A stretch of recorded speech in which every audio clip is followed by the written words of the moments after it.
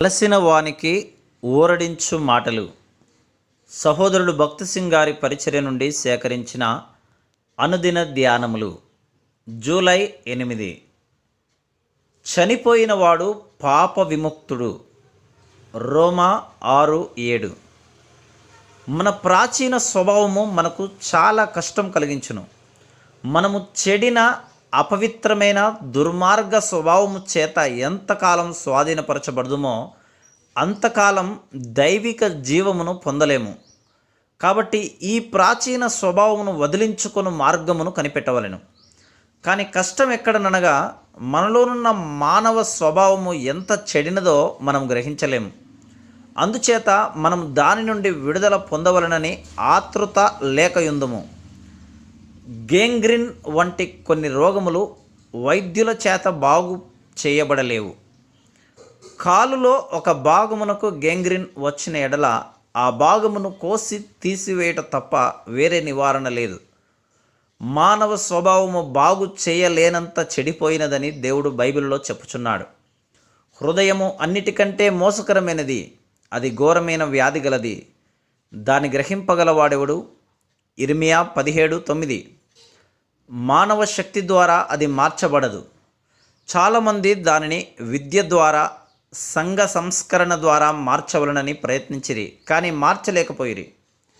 ఐశ్వర్యము కానీ, ఆస్తులు కానీ, ఉపవాసములు కానీ, వ్రతములు కానీ, దీర్ఘ ప్రార్థనలు కానీ మానవ హృదయమును మార్చలేవు. దానికి విరుగుడు ఏమనగా మానవుని ప్రాచీన స్వభావము మరణించవలెను. మన పాప స్వభావము మరణించవలెను. మనము వేరే విధముగా దానిని తొలగించుకొనలేము. అప్పుడే దేవుని జీవము మనలో ప్రవహించగలదు. అందుచేత యేసు ప్రభువు మరణించవలసి వచ్చెను. మనము మన పాపములకు చనిపోవునట్లు ఆయన మరణించెను. యేసు ప్రభువు పాపము చేయలేదు. 1 పేతురు 2:22, 2 కొరింథీ 5:21, యోహాను సువార్త 8:46. ఏ మనుష్యుడు ఆయనపై దోషారోపణ చేయలేడు. ఆయన మాటలలో కానీ క్రియలలో కానీ నేరారోపణ చేయలేడు. ఆయన సంపూర్ణముగా పరిశుద్ధుడు, నిష్కలంకుడు. అదే సమయంలో గాలి తుఫానులను అణిచి సముద్రమును నెమ్మదిపరచగలిగిన సర్వశక్తిమంతుడు. మత్తయి 8:26. ఏ మానవుడు ఆయన మీద చేయి వేయలేనంత శక్తివంతుడు.